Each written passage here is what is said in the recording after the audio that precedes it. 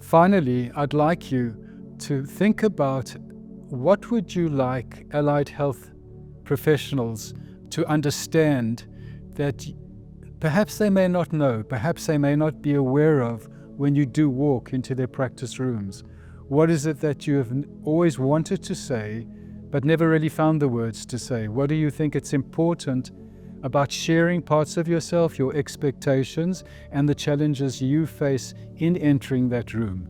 If we can make these visible, then we can facilitate a greater connection and, as a result of that, more effective healing. Thank you.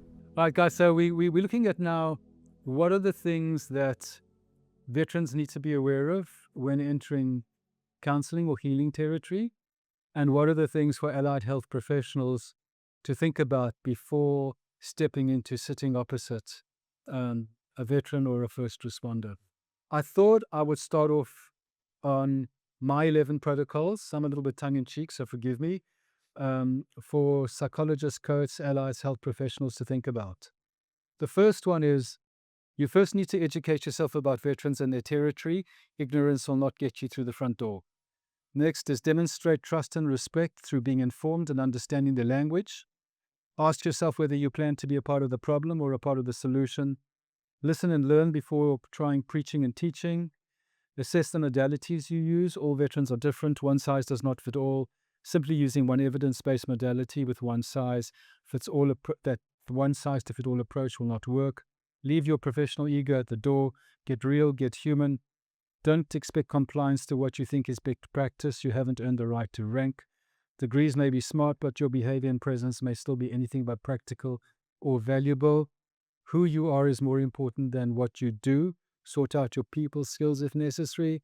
The veteran entering your room is entitled to sit wherever he wishes. And trauma is in the brain and body. Think about extending your training to exclude it. So, we're not going to come there yet. I'd like you to think about what is the wisdom you would have liked allied health professionals to know before you walked into the practice room. I don't know if I want to come to you for you first. So, Bob, it's you again, my friend. Yeah, no, I'm very happy to. My first experience with mental health practitioners was a psychiatrist. Didn't talk in any way about the nature of why I was where I was, and very quickly put me onto a lithium-based drug, which took my emotions away, and I worked out very quickly that wasn't the pathway for me. Then I ended up wandering in the desert for many years, and finally ended up with a psychologist who had done a lot of work with train drivers in suicides, and he took me on a journey to understanding my stimulus response piece, but made it very clear to me all the way through that this is symptomology, not solving the problem. And I think that was the important thing I didn't understand going into the health practitioner environment, the roles that the psychologist has versus the psychiatrist. And of course, that particularly psychiatry has moved a very different direction now. And I still don't have a clear understanding about what it means in some of those directions. Yeah. And so education about what those new directions are would be important to me in that sense. But really understanding where people fit and where a counsellor fits also in that framework would be important. So it's also it's understanding the territory. Yeah. No, because if you're not informed, nobody enters territory without looking at a map first. And I think there is a map for veterans to think about before entering the territory of sitting opposite an allied health professional. So thanks. Ian. Look, I'll look at this from a helicopter point of view, because that's where I'd like to kind of look at it from. I think that we as veterans should know that generally we go into to an appointment and we take a lot longer time than anybody else, because we're used to having unlimited times when we're in service to talk about our issues if you raise them. And why I say that is because that doesn't work hand in hand with how the civilian medical system or the civilian the service providers work today, or make themselves available today, or might I say, we are lucky enough to have some very good service providers that make themselves available in an environment where they're not paid, remunerated for what they're worth. So we don't necessarily have all the capability freely available to us when we need it. And uh, um, I think we need to be aware of that, because we to get to see a psychiatrist or a psychologist sometimes can be months for some people. Yeah. And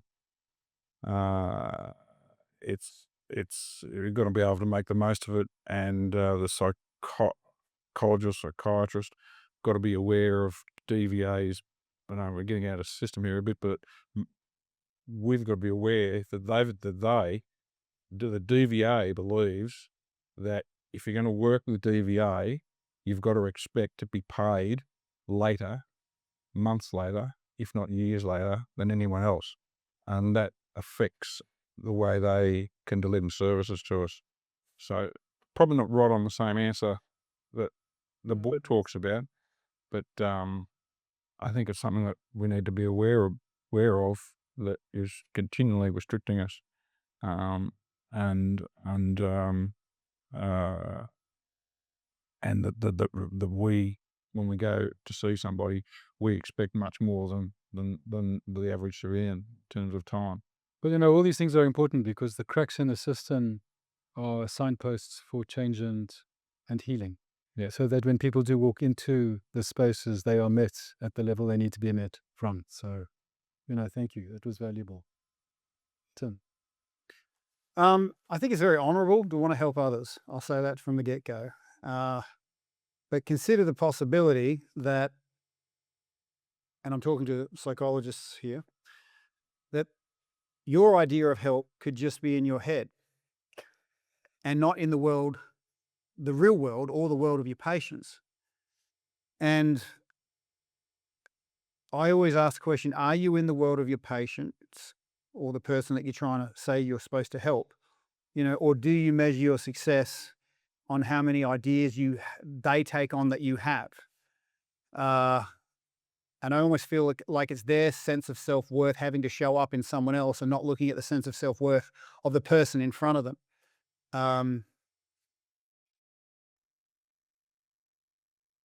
So I've often found the really good people in this space near retirement, because they've managed to blend, the knowledge that's on the paper and the knowledge that's off the paper. And they're a lot more porous, and they actually know, because even first-year psychs will tell you that it's 95% of the job is rapport. I've heard psychs say this, but if that is true, if 95% of your job is rapport, it doesn't seem to have the same weight in the exchange. And unfortunately, with someone with a strung out nervous system, and I can understand why a lot of psychs probably wouldn't want to work with veterans, because we've got a BS radar that's 1,000 miles long.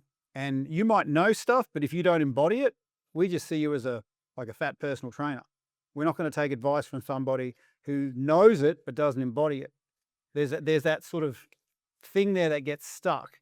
And then I've had so many other veteran mates say, look, I tried to get help. The help didn't help. In fact, it made it worse. Yep. So I think, Tim, it's like the question is, are we going, as psychologists, are we going to be technicians of the soul? So you will come in, I've got two modalities, I will diagnose and I will treat, or are we going to be carers of the soul, which means, one, we've got a veteran-informed approach, which is what the book was about, to train the language that veterans go, I get it. And the other one is the forming of a relationship of trust and acceptance intertwined. Two doorways. Well, saying it as a soul might blow people's mind, but I guess to boil that down would be, no one cares how much you know until they know how much you care. Yeah, which would translate effectively. Yeah, thank you. That puts it really well. And in fact, there's, on that point, it's so important. I've two people I'm still looking after, and one, I'm mentoring a service provider on how to work with veterans, and he continually he's promised the veteran that he's going to contact him on Monday at midday, and he fails to. So the veteran has now lost trust, Of course. and wants to go, because the bullshit radar, is there, and he doesn't feel as though he cares. And that's a real pity because the guy was going to deliver a great service to the veteran community, but he can't maintain that trust. But when you know the core values of veterans, you see, when we understand what's critical. So thanks, Ian. Appreciate it. Frosty? I think psychiatry and, as a result, psychology in Australia are rapidly evolving at the moment. When I medically discharged, I went under what I would probably refer to as the old psychiatric system that a lot of people are still under. It was a pharmaceutical-based approach. In fact, with my diagnosis, under the guidelines that DVA use, we're under the Phoenix Australia prescribing guidelines for SSRIs, and that's literally a matrix of drugs. So every time I went back and my condition got worse, the drug got increased or multiplied. And that was really obviously negative for my recovery. The first psychiatrist to literally help me was a psych that told me he couldn't say this, but he slid a card across the table, and it was for a group called Weeded Warrior. And that led me onto a pathway to start researching cannabis and how to use cannabis for my nervous system and help me regulate and come off the other medicines. I guess what my point is in that, and what I've witnessed now with the psychiatrists that are actually able to help, they're not trauma informed, they're trauma experienced. So now I'm noticing the psychiatrists that understand how to get people better are people that have been through the fire themselves and found other ways out of it. And it's not necessarily using the old methods. It's quite often using things that might be a little bit more unconventional. Even for myself, when I was on the pharmaceuticals, I'd go and see a psychologist. That psychologist would then say, you need to practice this, you need to draw pictures in this and get your thoughts into this. There is no way I had the capacity to do anything. I believe so strongly in my disability that there was no way I was going to think my way out of it. It wasn't until I started to combine the medicines that were working with the practices where things locked in and I understood them. I understood how to meditate. I understood how to put my thoughts in or reflect, look at something happening or witness it happening instead of being involved into it. I couldn't have done those modalities myself unless I had those other interventions. So I think the advice that I did would be to be open-minded about a lot of the new neuroscience coming out, be curious about it. The most help that I've had have been from other people that have been through it, not from people that might have looked at a certain documentation and said, this is what we need to enforce. Yeah. Thanks, Frosty. That's good lessons, and I hope people listen to it carefully. JJ? I don't know. I'm a bit different to everyone here because my beard, I guess. No, with two beards here. No. I remember when Simple, mate. yeah, I'm very simple. Yeah, exactly that. And I keep it simple these days. You know, I remember when I was having to jump through the hoops and whatnot for DVA and go see this fella, to go see this one. There was people I was going in to see that I was ended up helping them more than what they could help me. You know, and then there was some. It was just horrendous. You know, but I did get one who is no longer here anymore, and he was amazing, and we got on like a house on fire, you know. But it was through with me leading with my vulnerabilities, because how many times, let's be honest, we go to these professions and we lie. Oh, how much are you drinking? Oh, just 2. Is that what you want to hear? You know, or oh, what thoughts you have? Oh, well, yeah, no. So, you know, we lied. I lied. I don't talk about myself, and I lied. You know, when I wasn't being honest. So sometimes these professions get a bad whack. But what am I doing? What's my part in it? That's what I've got to look at. So I set clear values. What is it that I want to achieve out of this conversation with this profession, with this person, whatever it may be? And if it's not up to my speed or up to my standard, or it's above me or below me, whatever, just simply change. Go somewhere else, you know? However, at the end of the day, I get far more, and it's been said here, on a Trojan's tree or something like this, something where there's lived experience. Other people who have walked the rope or have walked the darkness of being in there. I was suicidal. Yes, I was an alcoholic who just couldn't stop drinking and all this sort of stuff. I have a great wife and kids now and grandkids and all this. I want to talk with people who have been through that, you know. And as I said to the great Dr. Satish, I said, you know, because he said to me, he goes, JJ, you can help more alcoholics than I could, you know, and he's helped many, you know, and I said, but understanding that, yes, you have the smarts, so you have all the certificates, which is great, but I have the lived experience. But together, let's put this together, and man, it's powerful, you know. So you're not better than me, and I'm not better than you. There's no one here is sitting on the floor, and no one's on the roof here. Everyone's at the same level. So let's put ourselves at the same level. If I find a doctor that's putting himself up here, I'm better than you, and you need to do. Oh, you can go. Go away. And but as I said, for me, I had to look at what's my part and why is it that I'm here. I need to put clear boundaries in place with whatever it is, with whatever doctor it is, or whatever it is that I'm doing these days. And if it's for bad or whatever, just leave it. So yeah, people with lived experience is where it's at for me. Well, the 2 points, I think. The one is the need to communicate one's needs and the parameters as veterans entering counseling or allied health professional territory, because we have a right to stand for what we feel we need and have open discussions. And I think the other one is that there is an obligation for those working with veterans to understand the more veteran-informed approach. And so, I would find that if you ask guys, would you leave a man behind? And they went, nope. So I go, how come you left yourself behind? They go, okay. So now we're going to plan SOPs, rescue mission. Geez, that looks good. I'm really keen to do that. Now when they walk out, they've got their pull-throughs. So when they leave, they've got a mat, they've got their pull-throughs. Now let's see what's left. Because when you're sitting on the back seat, everything is amplified. When you've got your hands on the steering wheel, you're in control. So now let's look at what we're doing. So there's a lot. So I'll finish this off. Oh, I nearly left you out. Yeah, that's all right. That's that shirt, man. I keep telling you. No. All right. Start strong. All right. Sorry, what's your name? Daniel. Oh, yeah, Dan. Close it. Start of it, close it. No, you are the enemy. That's what they are.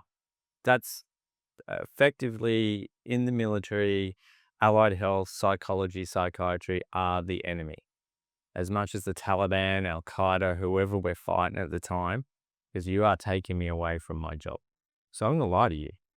I'm not going to tell you the truth. I'm never going to tell you the truth because I see you taking me off the tools. As soon as I open up to you while I'm in the job, you take me off the tools. So you are an enemy to me. So I'm just going to go in, play the game, get out as fast as I can. I did that many a times. So everyone's talked about this. I did it many a times. Those psychometric tests, yeah, no. Unless they changed the questions over and I wasn't paying attention and then I was high. And then, but yeah, so they are. And when you get out, it's a game, it's a test. I will walk into that room and I am testing you to see if I can get along with you. As a psychologist, a psychiatrist, I am testing you. Every veteran is testing you because we come from that background of distrust of who you are. So take all your knowledge, throw it out the window, and just listen. Because when we talk, the gold will come out. You don't need to ask us a specific event, time, how was this? We will tell you in our own little way what has happened, how I'm feeling. You've just got to sit and listen. And that was my turning point when I first got out. Yes, I saw a psychiatrist and he made the diagnosis and gave me drugs. But I just saw him as the drug man. Again, what Jason just said, he gave me drugs. He didn't really care about anything else. The psychologist who I met, who I later found out she was in the military, but she just sat there and she says, talk. And for the first time, it was no, she didn't even say anything back to me. She goes, I'll see you in 2 days' time. I just want you to talk for the first few sessions and just get it all out. And I was like, fuck, I've not heard that before. And that is where my barriers came down and my views changed. And I started to view them as different people rather than the enemy. Maybe they're actually trying to help me. And to the point now where I work with psychiatrists and psychologists every day of my goddamn life. But that's like a role reversal for me, right? To now work with them and help give them guidance. And, they come to me for questions. How do I do this? And I give them, as JJ and everyone's talking about, to offer that lived experience, which then they can take and then take my lived experience and knowledge and then take their educational expertise in that field and then plug it back into the veteran community. I know why we had to lead you for last because that was just perfect. Okay, thank you. No, seriously, thank you. So I'll finish off just by reading the things for 7 things that veterans can consider before entering the territory. And we'll see if there's anything new. So the one is, any journey is first based on trust and respect. Take time to assess and work on your connection. Ask questions.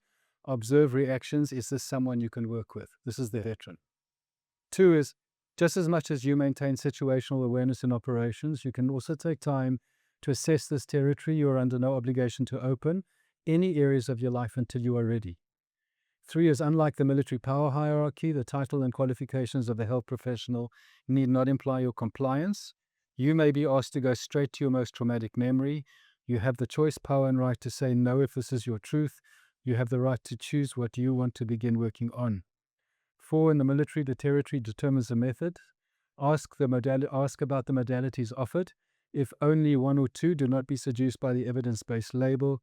The fewer the modalities, the more potentially restrictive the framework. Just because the professional presumes they know what you need does not mean they are right. Exercise your right to question. Assess whether the professional understands the military mind. Can you choose where you want to sit in the room?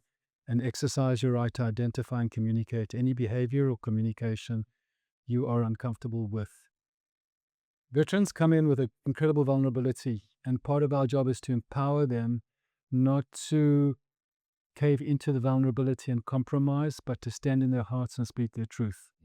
Then we can ensure that what happens out there may have more integrity at times. And I'm not saying that people out there are doing bad things, but I'm saying veterans have a right to be empowered as well. So, gentlemen, thank you for what you raised today. Thank you for the most extraordinary conversations.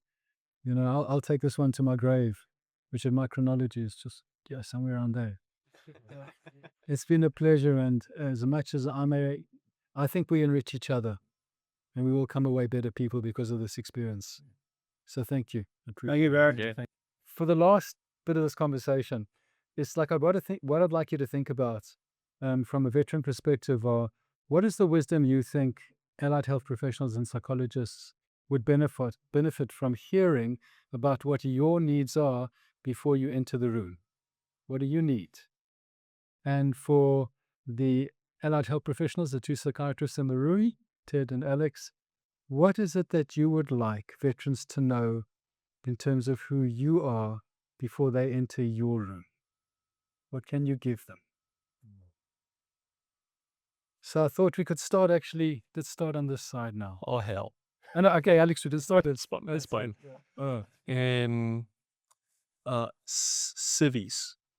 Yeah, you civies. Yeah, Yep. we're civies. Yeah, shame. We really have no idea.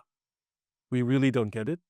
And psychiatry, depending on where we are in our careers, yeah.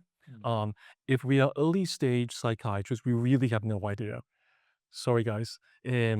And we might have graduated psychiatry and studied all of those things and passed all of exams, but really real life experience, particularly with a particular priority group with nuance and culture and flair, we've got nothing.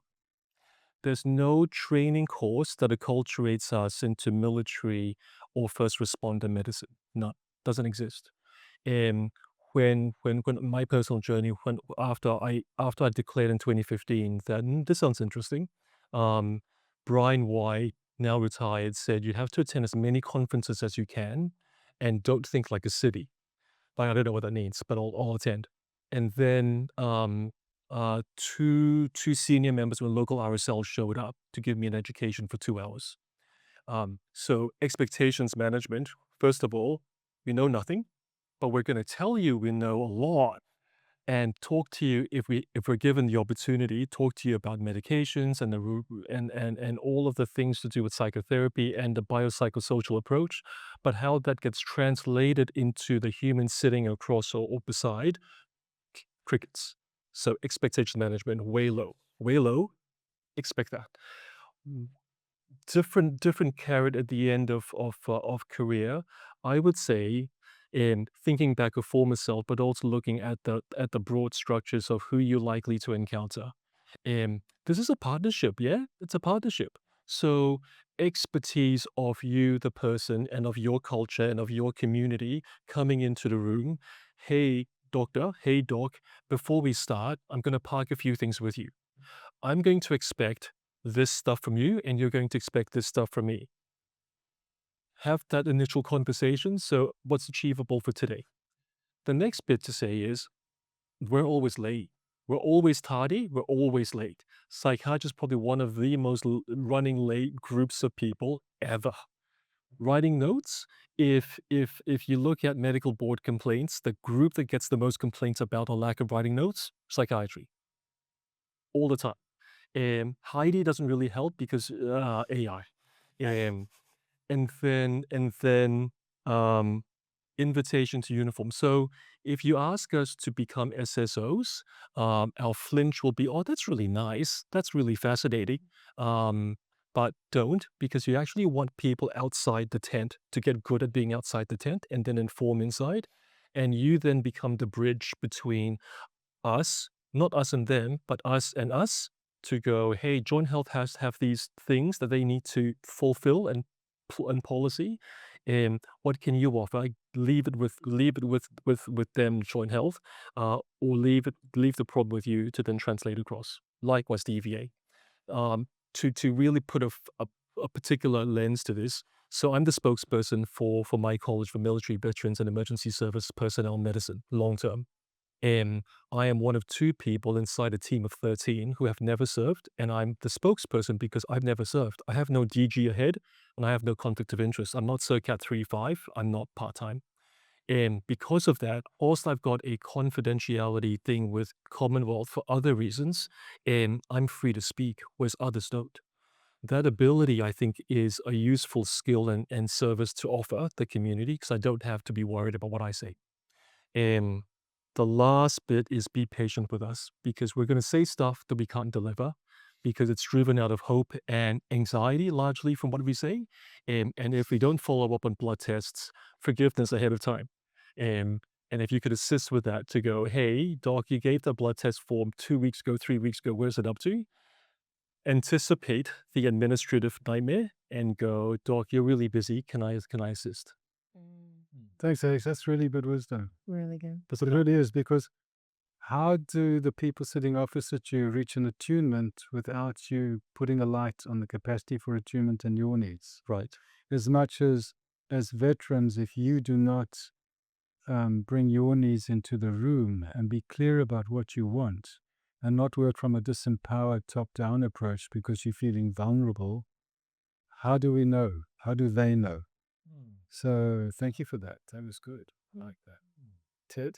I'm just trying to think about what I do. I mean, I broadly divide things into sort of content and style. So, and I think the style is very important. I'll spend some time on that, but content first. I think that concept of expectation management is really important. And all psychiatrists work in slightly different ways. So, for me, it's about saying, look, I'm interested in treating depression, anxiety, and PTSD. That's my areas of expertise and I can add value. My particular area within that is next step treatments. So things like TMS, esketamine, psychedelics. I can talk a lot about those things. I work within a team, so I don't work by myself. I'm not going to be addressing every aspect. I'll work with psychologists. I'll work with a team of people that deliver the treatments. And that's how I'll operate. I probably don't do reports. I have done reports in the past. I tend not to do reports now. So, I'll do the basic paperwork that people have. And then if there's more detailed reports, I think that's probably an area for someone. So that's sort of content-wise, I think that's very important. And I think everyone sort of breathes a sigh of relief, particularly military people, because they say, oh, I know what I'm going to get out of you, and I know what I'm not going to get out of you. The second thing was style, and that was a bit softer. That was when I came out of as a registrar, I arrived in private practice just taking copious notes and doing a kind of full formulation. And after about 6 months, I'd driven myself nuts. I was filling in forms all the time. I had no connection with patients. I didn't know what I was really doing. And at some point in that first 6 months, I just said, I'm going to put down a bit of paper. I'm just going to talk to someone. And I may not talk to them. I will pick up the bit of paper again. I will take notes. But I'm going to talk to them for a period of time to make a connection. And I think that connection is absolutely critical. And I think it's impossible to have a connection with another human being unless you give some of yourself. Yeah. That doesn't mean overflowing the consultation with your stuff.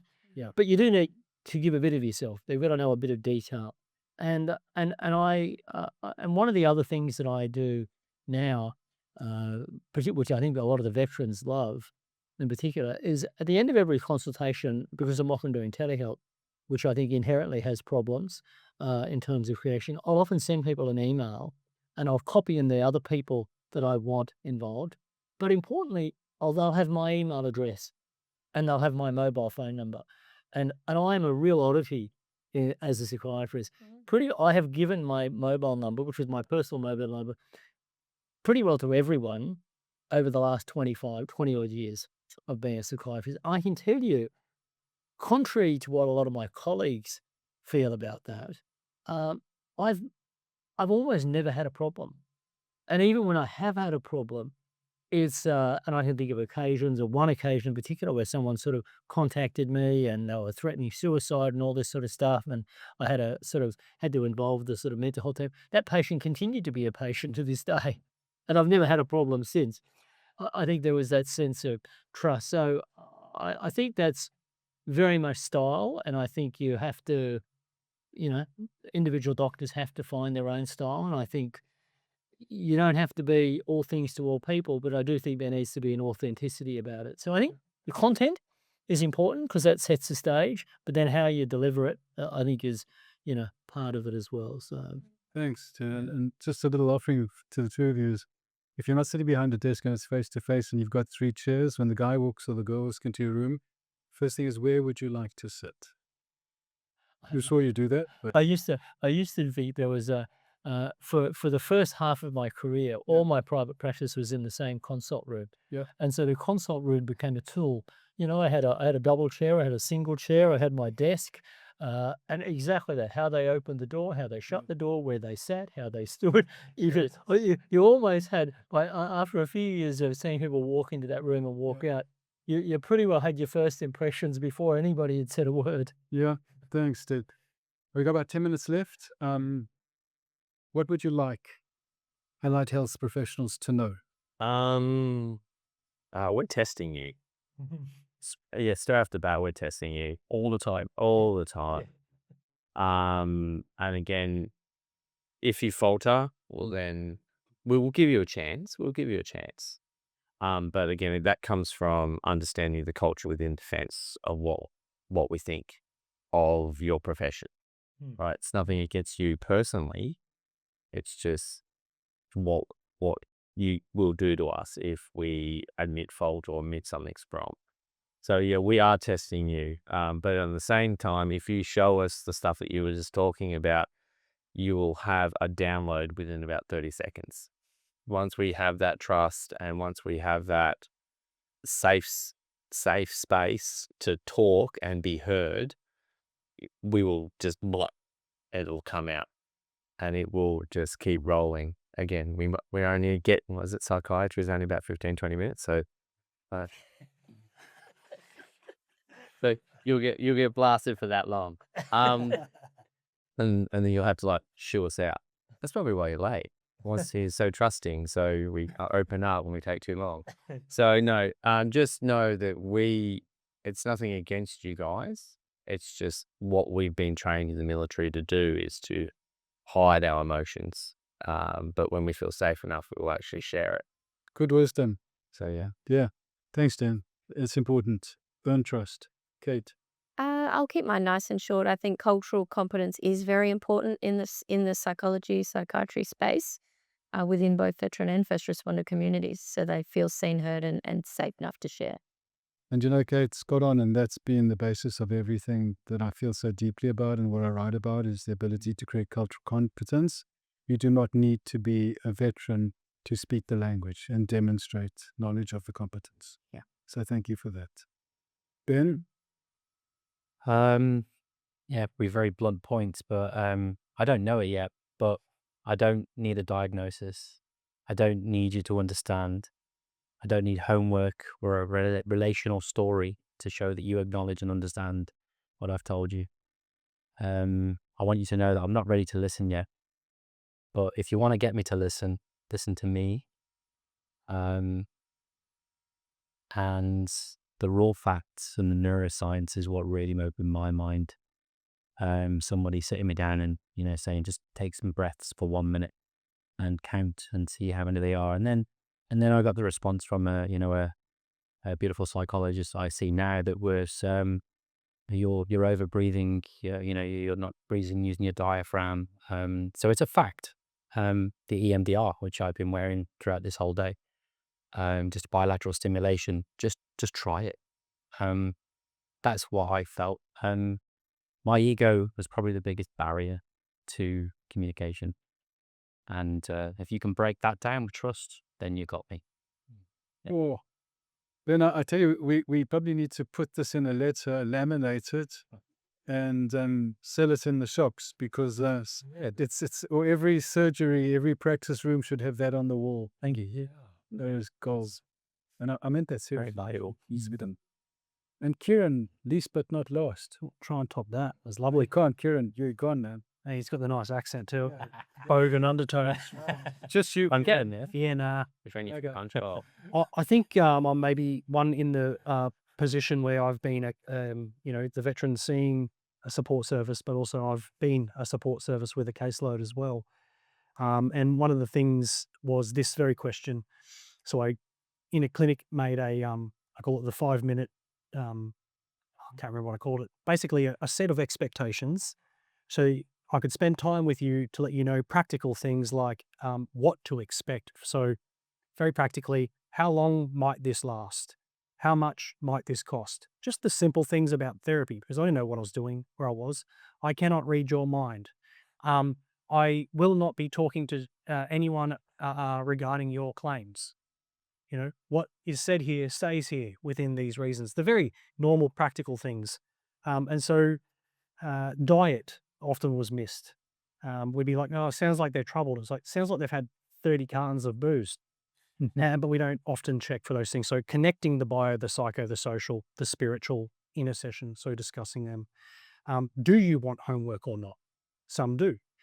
So when I walk out the door and hop on the bus and wait for another month, what can I do about this? Well, there can be things you can do. And then to the veterans, I guess, is when you find a bad pizza joint, do you stop eating pizza? No, you just go find a new place to get better pizza. So some clinicians you don't click with, fair enough. And I think as the veteran community to just go, hey, they're there with good intentions. They're not trying to be a dick. So it doesn't condone bad behavior. It just means that this pizza wasn't the flavor I liked. They'll be good enough to go, yeah, mate, get another pizza joint. Last one. No, that's it. Done. Okay, I think I can handle that. Yeah, I'm around. Thanks, Kieran. Well, I mean, gentlemen, and ladies, what a hell of a conversation we had. This has been probably one of the greatest gifts in my life. Scared the hell out of me before I did it. But just sitting down and having hours just to sit with brothers and sisters and extraordinary allied health professionals has been a gift. I'm certainly a better human being, and I think my wife will be grateful when I get home. I think. So thank you all.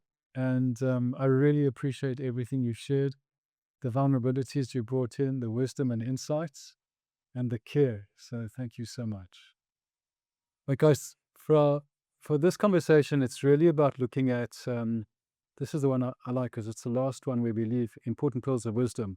And that is helping allied health professionals to know what it is you would like them to know before you enter their room.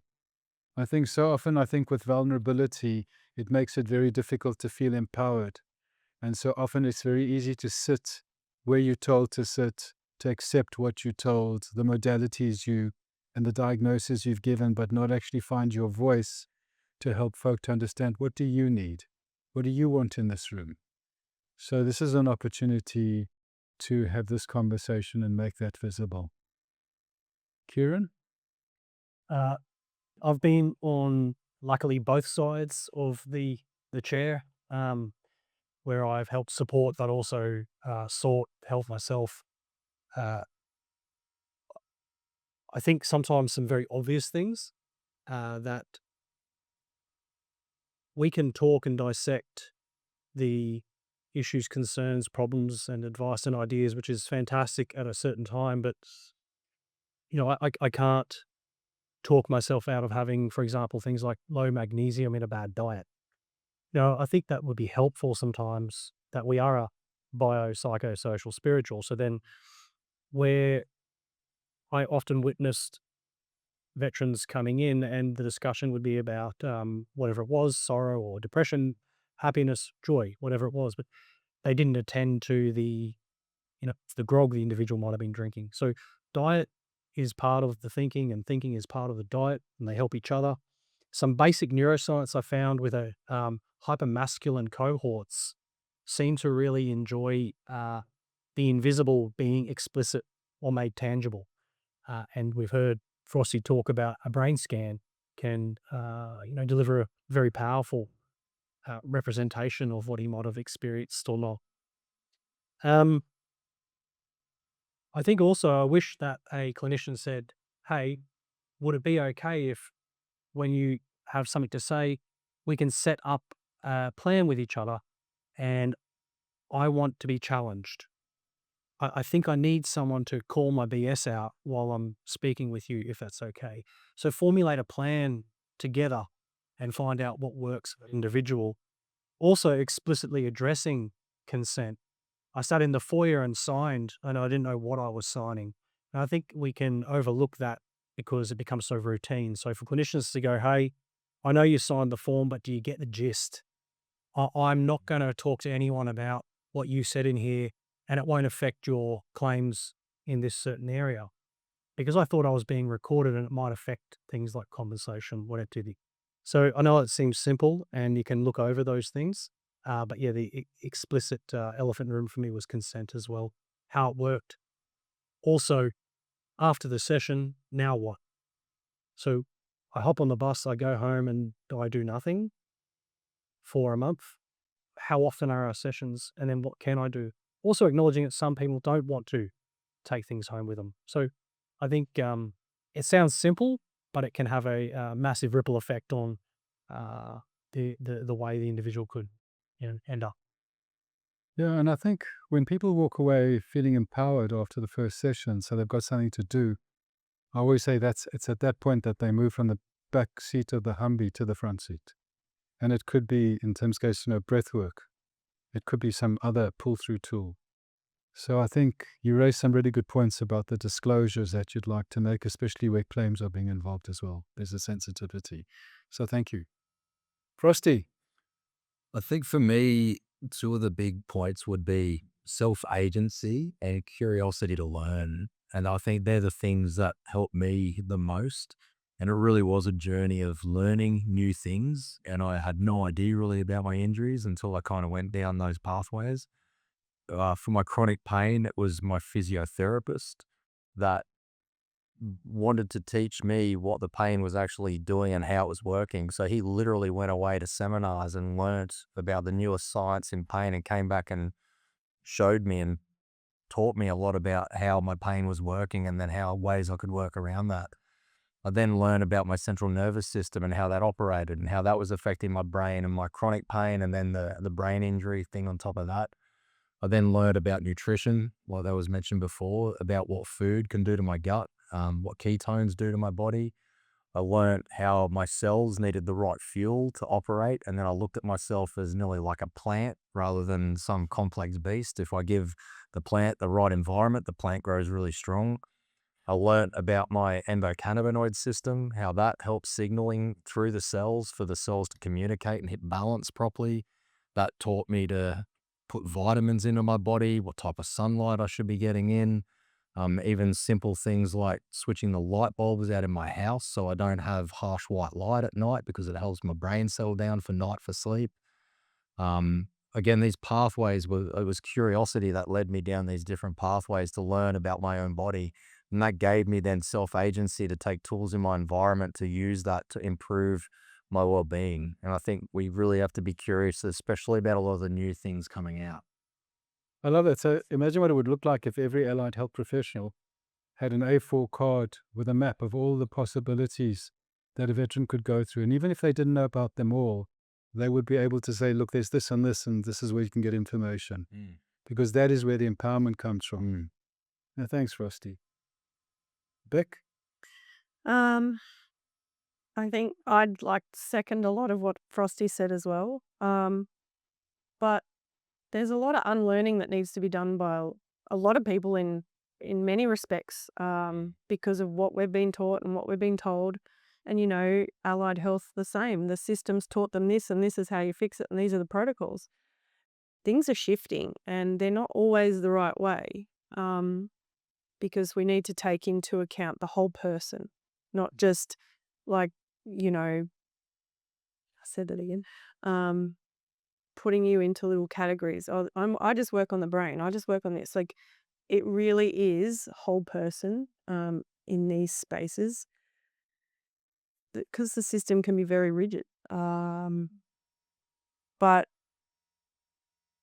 yeah, I don't know. I haven't got much else. No, that's and I think the concept for me that came up is the one that there's an expectation that allied health professionals need to evolve. As much as it's in the very nature of veterans to evolve as they progress through territory, because you have to adjust and adapt. Now, we know from the information that's come out today that there's so much rapid more understanding and modalities, and that people have to continue to hold on to the few tools they've got. But if they don't evolve, they hold the people sitting opposite them back. And in holding them back, they hold back their healing. Mm-hmm. And we rely so much on the science, and I get it, absolutely. Yeah. But intuition is really important. And for me, I've gone, okay, well, what do I need to do? And I've sought indigenous things and our ancestors, all the medicines and just from plants, tinctures, whatever it might be, that have really helped.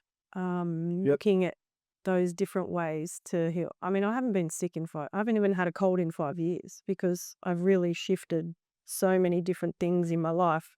Diet was a massive part of that. So yeah, there's a lot of different ways. And doctors have told me, I've asked for blood tests, so comprehensive. No, you don't need that. And so I've had to go out on my own, and I've had comprehensive blood tests and things to show me where I'm at, because I don't know what it is, but. So we know that veterans need to be empowered.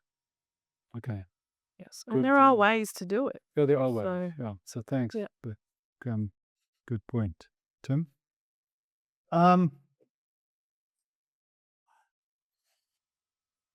As someone who's had a lot of bad experiences with psychologists, I'll point out a few things that when I point them out, they're kind of obvious.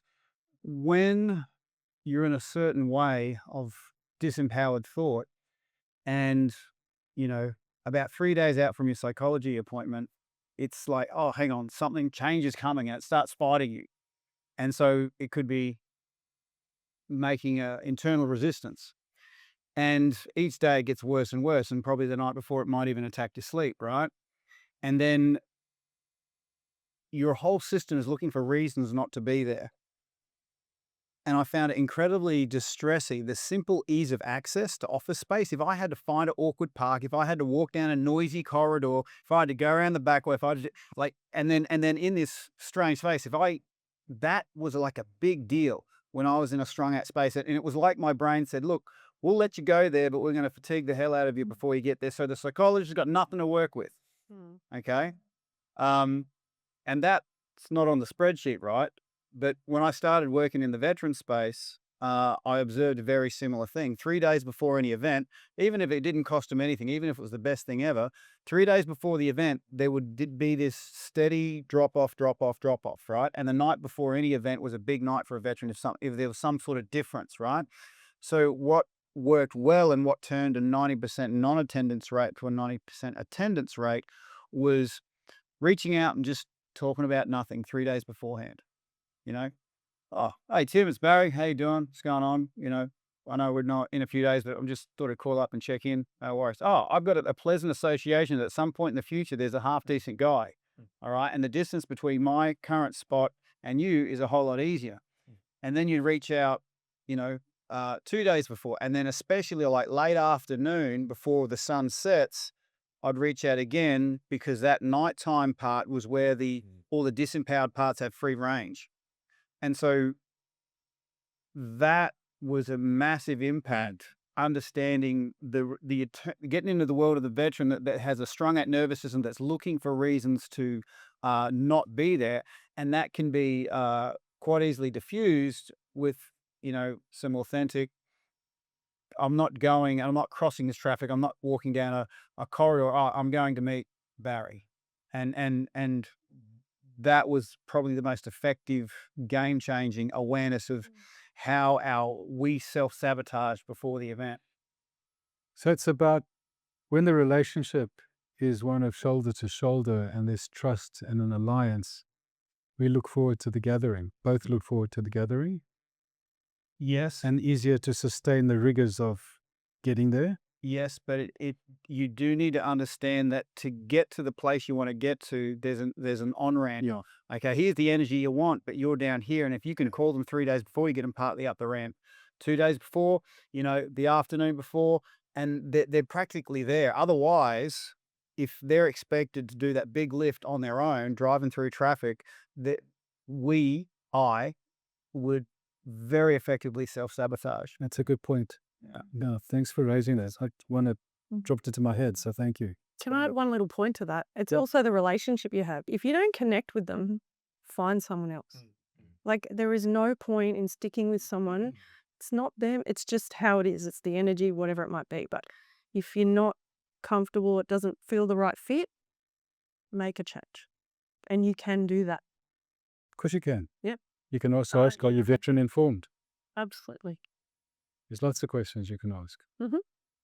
Michelle, next time. Yeah, there's only so much docking stations at the International Space Station. So if the psych's not working out, then definitely go find another one that you connect with. Because I think connection's the most important thing.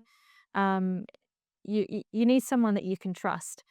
Often what I find is when I talk to veterans, they're very compliant and very open, as though they trust me implicitly. And that makes me nervous because